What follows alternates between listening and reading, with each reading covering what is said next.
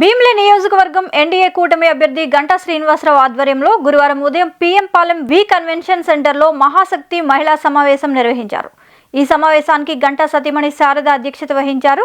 ఈ సమావేశానికి హాజరైన ఉమ్మడి కూటమి ఎంపీ అభ్యర్థి శ్రీభరత్, భీమిలి ఎమ్మెల్యే అభ్యర్థి గంటా శ్రీనివాసరావు అఖండ మెజారిటీతో గెలిపించాలని మహిళలను కోరారు. జబర్దస్త్ ఫేమ్ ఆటో రాంప్రసాద్ మాట్లాడి ఉమ్మడి అభ్యర్థులను మద్దతు ఇవ్వమని అభిమానులు కోరారు. అండ్ నెక్స్ట్ మనం పక్క పార్టీ గురించి మాట్లాడుకుందాం. చాలా మంది అందరూ అక్కడ సిద్ధం అంటారు. మనం వాళ్ళకి ఓట్లు కొట్టాం. మన గుర్తు సైకిల్ ఉంది, కమ్ములు ఉంది, అలాగే గ్లాస్ ఉంది. మన వాటిని మనం గెలిపించుకుంటున్నాం. పక్క గెలిపిస్తున్నాం లేదా? కొంచెం గట్టిగా చెప్పండి. మన గుర్తు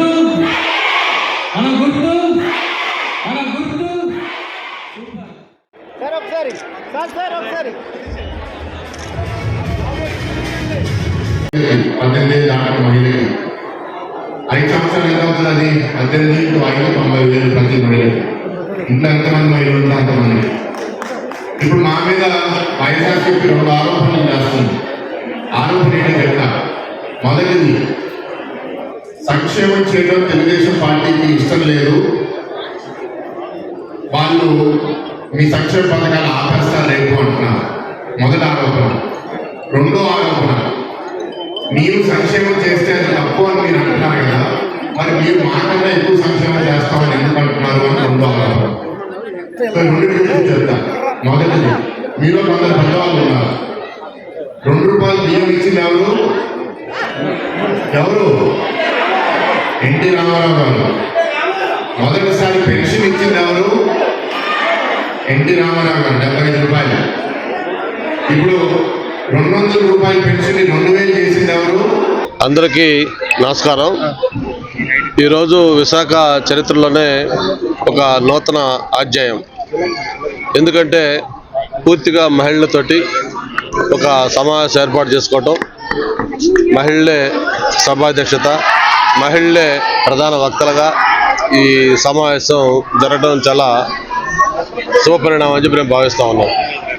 ముఖ్యంగా రేపు జరుగుతున్న ఎన్నికల్లో ఈ మహిళల కోసం ఏదైతే తెలుగుదేశం పార్టీ కానీ, జనసేన కానీ, భారతీయ జనతా పార్టీ కలిపి ఉమ్మడి మేనిఫెస్టోలో పెట్టిన అంశాల మీద, అలాగే from the Inception of the Telugu Desam party మహిళల కోసం ఎలాంటి కార్యక్రమాలు చేసింది, మహిళలకు ఎలాంటి ప్రాధాన్యత ఇస్తుంది అన్నీ కూడా ప్రజలకు వివరించడం కోసం మహిళా శక్తి పేరుతోటి ఈరోజు వేలాది మంది మహిళల సమక్షంలో ఈ కార్యక్రమాన్ని చాలా దిగ్విజయంగా పూర్తి చేసుకున్నారు.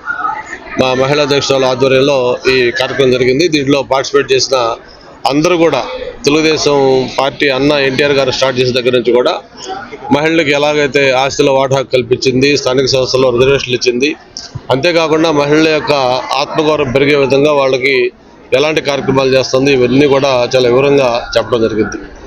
ముఖ్యంగా మరి గత 5 సంవత్సరాలుగా కూడా జగన్మోహన్ రెడ్డి గారు అధికారంలోకి వచ్చిన తర్వాత, మరి అంతకుముందు ప్రభుత్వంలో ఉన్న మంత్రులు కూడా చెప్పేవాళ్ళు, ఏదన్నా ఎక్కడన్నా అత్యాచారం జరిగినా లేకపోతే మహిళలకు అన్యాయం జరిగినా కూడా గన్ను కంటే ముందు జగన్ వస్తాడని చెప్పిన మంత్రులు లేకపోతే ఆ మహిళా నాయకురాళ్ళు ఈ 5 ఏళ్లలో జరిగిన అఘాయిత్యాలకు కానీ, అన్యాయాలకు కానీ, ముఖ్యంగా ఆడవాళ్ళు మిస్సింగ్ కేసెస్ కానీ ఇవన్నీ చూస్తూ ఉంటే ఈరోజు వాళ్ళు ఏం సమాధానం చెప్పలేక నీళ్ళు అవుతా ఉన్నారు.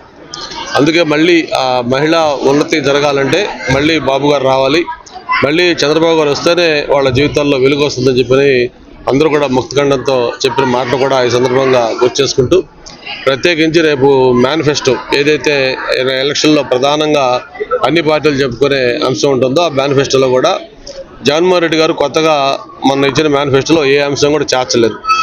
అంతకుముందు ఏదైతే అంశాలు చెప్పారో అదే అంశాలను మళ్ళీ ఆయన రిపీట్ చేస్తూ ఏదో మన కొత్త సీసాలో పాత సార పోసినట్టుగా ఆ మేనిఫెస్టో ఇచ్చి మొత్తం అందరినీ కూడా ఉసురు పంపించాడు. అదే తెలుగుదేశం పార్టీ కానీ, జనసేన పార్టీ కానీ ఈ సూపర్ 6 ప్రోగ్రామ్స్లో చూస్తే దాదాపు సగం పైగా ప్రోగ్రామ్స్ మహిళల కోసం ప్రత్యేకంగా డిజైన్ చేసినాయి. ఏదైతే ఈరోజు జగన్మోహన్ రెడ్డి చాలా గొప్పగా చెప్పుకున్న అమ్మఒడి ప్రోగ్రాం ఉందో అది టోటల్గా ఎన్నికలకు ముందు ఎంతమంది పిల్లలుంటే అంతమందికి ఆ 15 లక్షలు ఇస్తానని చెప్పని అధికారంలోకి వచ్చిన తర్వాత దాన్ని కేవలం ఒక్కరికే పరిమితం చేసి దాంట్లో కూడా మళ్ళీ 2000 కోత విధించి 13,000 చేస్తా ఉన్నారు.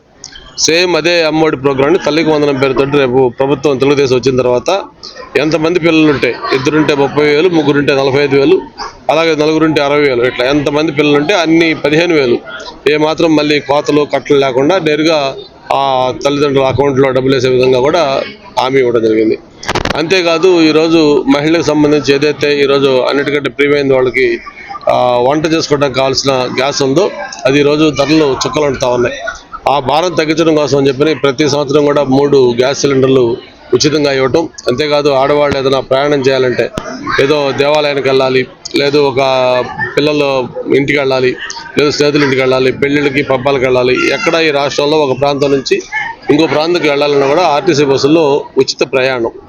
దాంతోపాటు ఈరోజు 18 సంవత్సరాలు నిండిన ప్రతి మహిళకు కూడా ప్రతి నెల 1,500 రూపాయలు, అంటే ప్రతి సంవత్సరం దాదాపు 18,000 రూపాయలు ఆ మహిళా అకౌంట్లో డబ్బులు వేసేదానికి. అలాగే ఇంటింటికి మంచినీటి కుళాయి, ఎందుకంటే ఈరోజు సేఫ్ డ్రింకింగ్ వాటర్ ప్రొవైడ్ చేయాలనేది ప్రభుత్వాలు టార్గెట్గా పెట్టుకున్న నేపథ్యంలో ఇంటింటికి మంచినీటి కుళాయి, ఇలాగా మహిళల కోసం ప్రత్యేకంగా అనేక కార్యక్రమాలు రూపొందించారు. గతంలో మరి ఇందాక మహిళలు చెప్పినట్టుగా ఆ రోజు మహిళల యొక్క ఆత్మగౌరవాన్ని పెంచే విధంగా ఆ రోజు ఆస్తుల వాటా హక్కు కానీ, స్థానిక సంస్థల్లో రిజర్వేషన్లు కల్పించేది కానీ అన్నీ కూడా తెలుగుదేశం పార్టీయే. మరి ఈరోజు ఈ మహిళా సాధికారత కూడా కావాలి, ఆర్థికంగా